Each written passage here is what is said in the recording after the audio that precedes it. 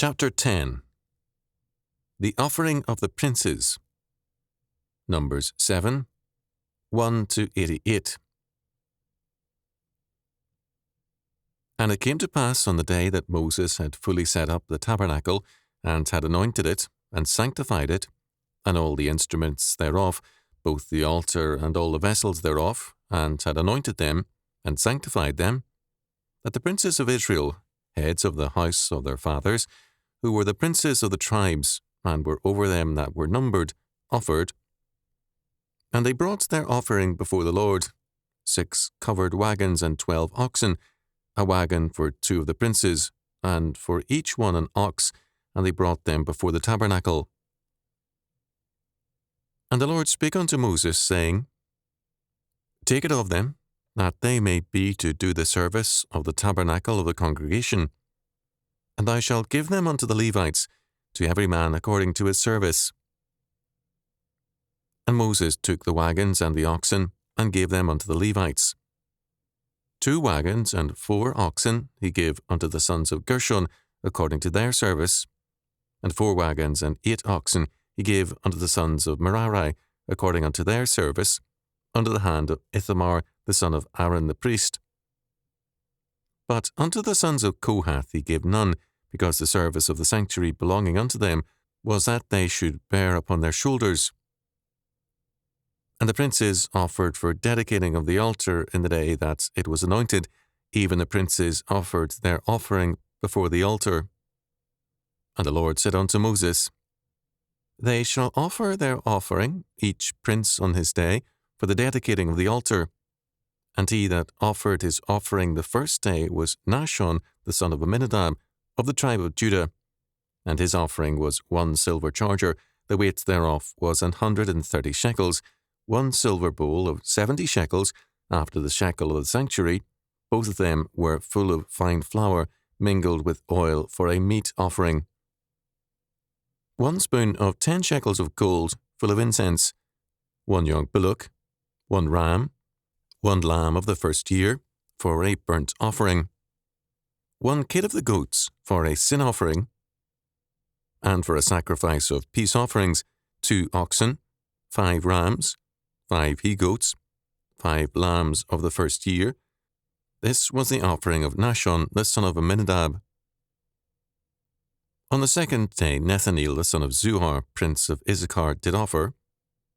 He offered for his offering 1 silver charger, the weight whereof was 130 shekels, 1 silver bowl of 70 shekels, after the shekel of the sanctuary, both of them full of fine flour, mingled with oil for a meat offering. 1 spoon of gold of 10 shekels, full of incense, 1 young bullock, 1 ram, 1 lamb of the first year for a burnt offering, 1 kid of the goats for a sin offering, and for a sacrifice of peace offerings, 2 oxen, 5 rams, 5 he-goats, 5 lambs of the first year. This was the offering of Nethaneel the son of Zuar. On the 3rd day, Eliab the son of Helon, prince of the children of Zebulun, did offer. His offering was 1 silver charger, the weight whereof was 130 shekels, 1 silver bowl of 70 shekels, after the shekel of the sanctuary, both of them full of fine flour mingled with oil for a meat offering. 1 golden spoon of 10 shekels, full of incense, 1 young bullock, 1 ram, 1 lamb of the first year for a burnt offering, 1 kid of the goats for a sin offering, and for a sacrifice of peace offerings, 2 oxen, 5 rams, 5 he-goats, 5 lambs of the first year. This was the offering of Eliab the son of Helon. On the 4th day, Elazar the son of Shedeur, prince of the children of Reuben, did offer. His offering was 1 silver charger of the weight of 130 shekels, 1 silver bowl of 70 shekels, after the shekel of the sanctuary, both of them full of fine flour mingled with oil for a meat offering. 1 golden spoon of 10 shekels, full of incense, 1 young bullock, 1 ram, 1 lamb of the first year for a burnt offering, 1 kid of the goats for a sin offering, and for a sacrifice of peace offerings, 2 oxen, 5 rams, 5 he-goats, 5 lambs of the first year. This was the offering of Elizur the son of Shedeur. On the 5th day, Shalumiel the son of Zurishaddai, prince of the children of Simeon, did offer. His offering was 1 silver charger, the weight whereof was 130 shekels, 1 silver bowl of 70 shekels, after the shekel of the sanctuary, both of them full of fine flour mingled with oil for a meat offering. 1 golden spoon of 10 shekels full of incense, 1 young bullock, 1 ram, 1 lamb of the first year for a burnt offering, 1 kid of the goats for a sin offering, and for a sacrifice of peace offerings, 2 oxen, 5 rams, 5 he-goats, 5 lambs of the first year. This was the offering of Shalumiel, the son of Zurishaddai. On the 6th day, Eliasaph, the son of Deuel, prince of the children of Gad, offered. His offering was 1 silver charger of the weight of 130 shekels, a silver bowl of 70 shekels, after the shekel of the sanctuary, both of them full of fine flour mingled with oil for a meat offering. 1 golden spoon of 10 shekels full of incense, 1 young bullock, 1 ram, 1 lamb of the first year for a burnt offering, the kid of the goats for a sin offering, and for a sacrifice of peace offerings, 2 oxen, 5 rams, 5 he-goats, 5 lambs of the first year. This was the offering of Eliasaph, the son of Deuel. On the 7th day, Elishama, the son of Ammihud, prince of the children of Ephraim, offered. His offering was 1 silver charger, the weight whereof was 130 shekels, 1 silver bowl of 70 shekels, after the shekel of the sanctuary, both of them full of fine flour mingled with oil for a meat offering. 1 golden spoon of 10 shekels full of incense, 1 young bullock, 1 ram, 1 lamb of the first year for a burnt offering, 1 kid of the goats for a sin offering, and for a sacrifice of peace offerings, 2 oxen, 5 rams, 5 he-goats, 5 lambs of the first year. This was the offering of Elishama, the son of Ammihud. On the 8th day offered Gamaliel, the son of Pedazur, prince of the children of Manasseh. His offering was 1 silver charger of the weight of 130 shekels, 1 silver bowl of 70 shekels, after the shekel of the sanctuary, both of them full of fine flour mingled with oil for a meat offering. 1 golden spoon of 10 shekels full of incense, 1 young bullock, 1 ram, 1 lamb of the first year for a burnt offering, 1 kid of the goats for a sin offering, and for a sacrifice of peace offerings, 2 oxen, 5 rams, 5 he-goats, 5 lambs of the first year. This was the offering of Gamaliel, the son of Pedazur. On the 9th day, Abidan, the son of Gideoni, prince of the children of Benjamin, offered. His offering was 1 silver charger, the weight whereof was 130 shekels, 1 silver bowl of 70 shekels, after the shekel of the sanctuary, both of them full of fine flour mingled with oil for a meat offering.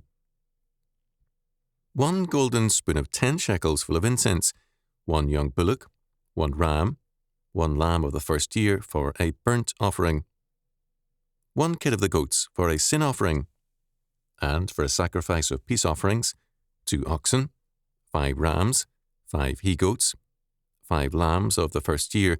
This was the offering of Abidan, the son of Gideoni. On the 10th day, Ahiezer, the son of Ammishaddai, prince of the children of Dan, offered. His offering was 1 silver charger, the weight whereof was 130 shekels, 1 silver bowl of 70 shekels, after the shekel of the sanctuary, both of them full of fine flour mingled with oil for a meat offering. 1 golden spoon of 10 shekels full of incense, 1 young bullock, 1 ram, 1 lamb of the first year for a burnt offering, 1 kid of the goats for a sin offering, and for a sacrifice of peace offerings, 2 oxen, 5 rams, 5 he-goats, 5 lambs of the first year. This was the offering of Ahiezer the son of Ammishaddai.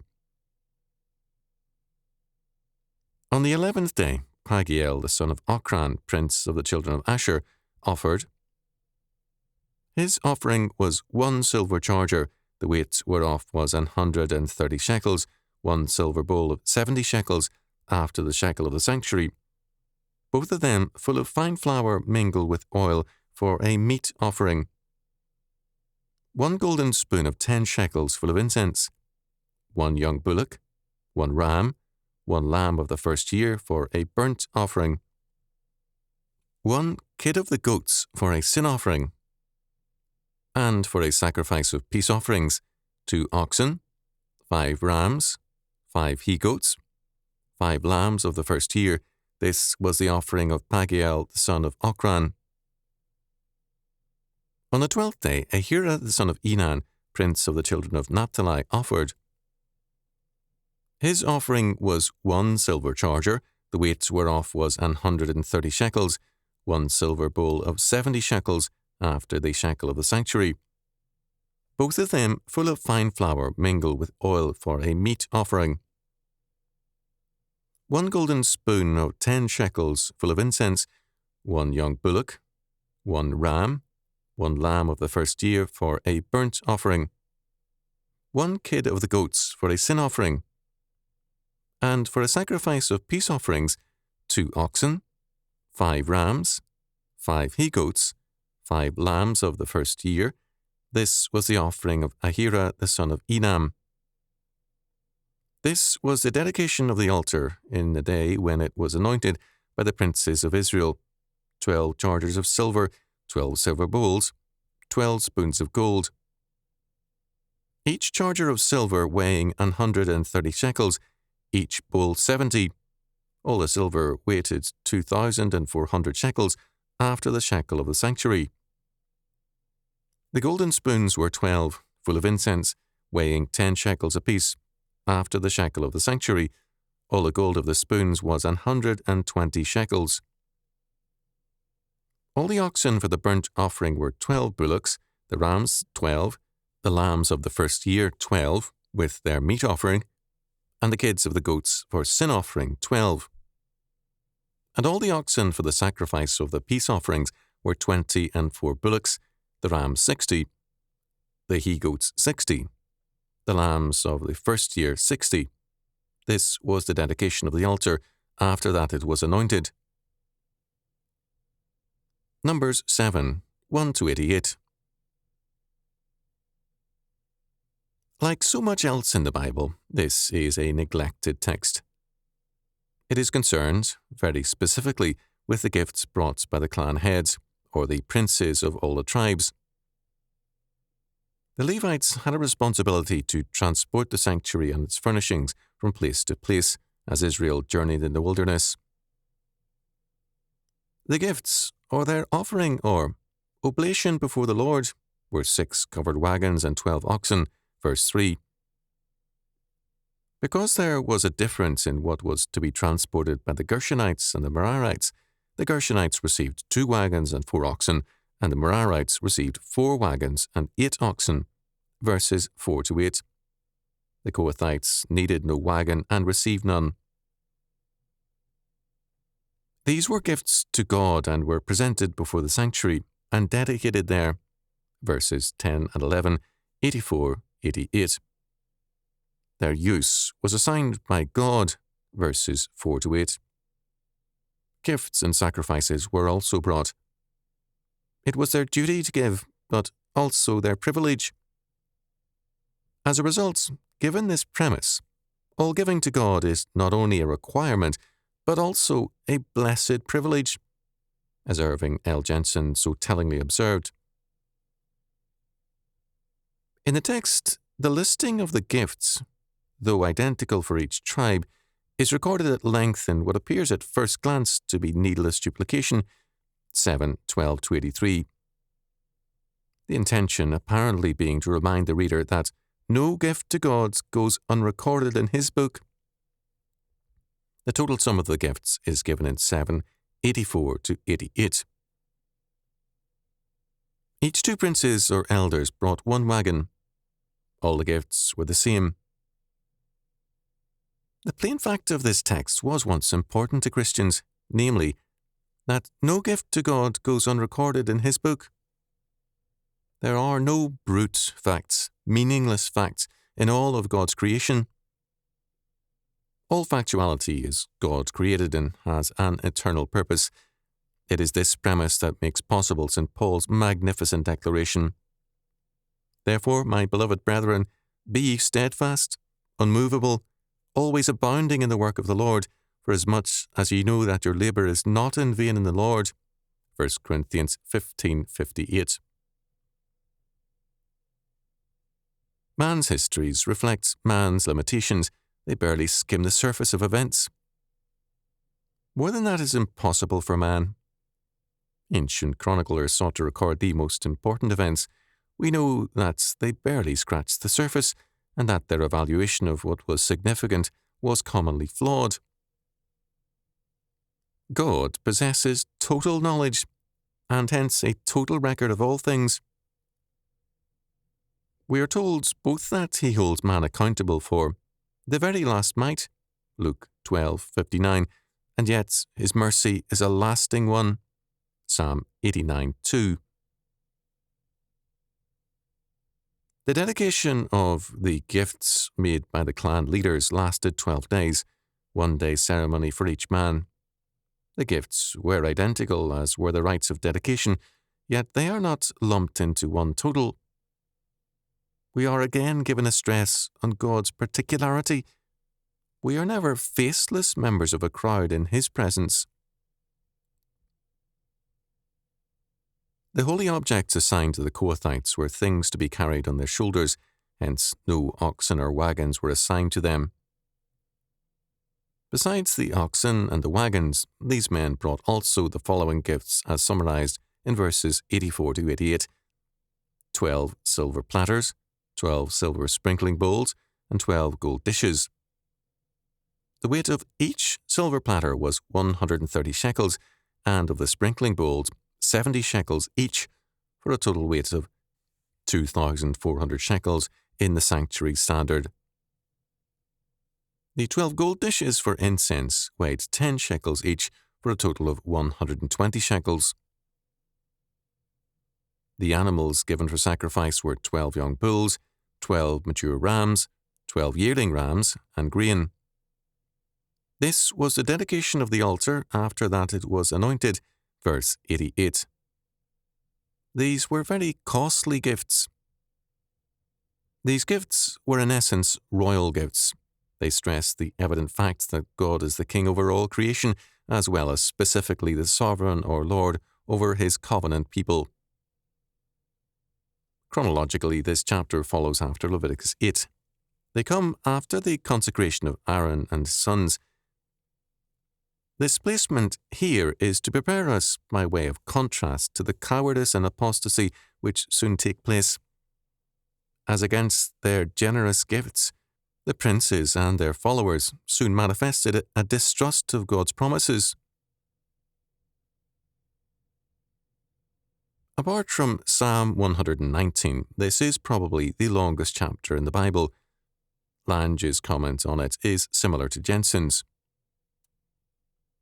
We have a sample of sacred divine bookkeeping, whose separate lesson is that God is careful in all dealings with His people, down to details and minutiae. And this revelation is so comforting that we must not grudge the large space allowed to these entries, and wish that they were replaced by records that would clear up many things in this part of Scripture that are now very obscure. Moreover, this chapter may be appealed to in proof of the genuineness of this book. A later author would never have dreamed of composing such a record as this. Numbers 7, 8, and 9 give us the final events at Mount Sinai. After these episodes, Israel moved to Paran. These gifts of wagons were thus preparatory to the move of the encampment. It is of interest that these were covered wagons, verse 3, made to protect whatever was transported. Each prince's gift was dedicated on 1 day, making 12 days of rites. The first day's gift came from Nashon of the tribe of Judah. The succession then followed the order of the encampment. The repeated exactness of the account gives us a revelation of God alien to the modern man. The popular view of God now is that he is a great mass of feeling and love, not an accountant. In the view of many, such chapters as this are to be discounted because they seem to reveal God as an accountant rather than as a benevolent grandfather. However, for an accurate doctrine of God, we need the whole revelation of God as given in all the Bible. The antipathy to this aspect of revelation, God's preciseness, is part of the modern scene. Because man is in revolt against the God of order, he resents order in the world at large. Technology today is definitely an order requiring precision. We cannot be imprecise in dealing with machinery without trouble. Yet modern man rails against precision and treats the clock as a tyrant, despite the fact that the careful clocking of time has given man more freedom and societal advancement than men today can begin to imagine. The Romantic movement's conception of God has led to romanticism and disorder in all spheres, to a rebellion against clarity and precision. According to Exodus 40:17, the tabernacle was completed and erected on the first day of the first month of the second year of the Exodus. On that very day, Numbers 7:1 tells us, the events of this chapter began on the first anniversary of the Exodus. Everything that follows is an aspect of this great thanksgiving to God for their deliverance. Again, this is a noteworthy fact. There is no small hostility in many churches to observances of the Christian calendar, whether it be Easter, Christmas, Thanksgiving Day, or anything else. The reason given is Colossians 2:16-19. This text, in the Berkeley version, reads, "Allow no one, therefore, to be your judge in regard to eating and drinking, or the observance of a festival, or a new moon, or a Sabbath. These are shadows of things to follow, but the body is Christ. Let no one defraud you of salvation's victory prize, no one who indulges in assumed humility and the cult of angel worship, who brags of visions and, though empty, is inflated by his worldly mind. Instead of keeping hold on that head from which the whole body, gathering vigour and held together by ligaments and sinews, grows with God's increase." This is a much misunderstood text. Paul lists a number of things by which men in the church were judging one another, some good, some bad. Paul, for example, was not saying that Sabbath observances are bad. Neither was he saying that the cult of angel worship was good. What he does say is that we are not to allow anyone to be our judge in these matters. The observance of one festival may be good, and another may not be.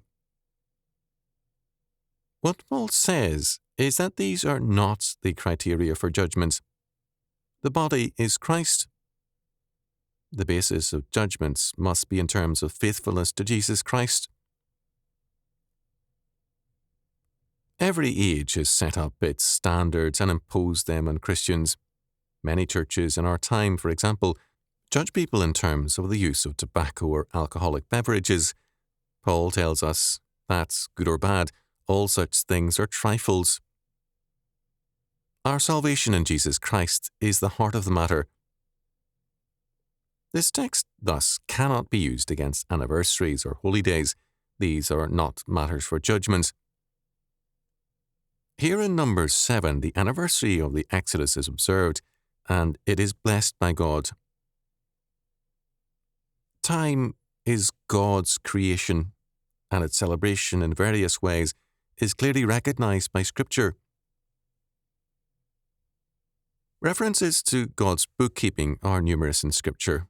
Some of these are the following: Exodus 32:32, Ezekiel 13:9, Daniel 12:1, Luke 10:20, Hebrews 12:23, Revelation 3:5, 13:8, 17:8, 20:12, 22:10. The coverage of many martyrs over the centuries has rested on this fact, namely that, because God's records are total, and because all things work together for good for those who are His called ones, Romans 8:28, our every suffering for His sake means an eternal victory and peace.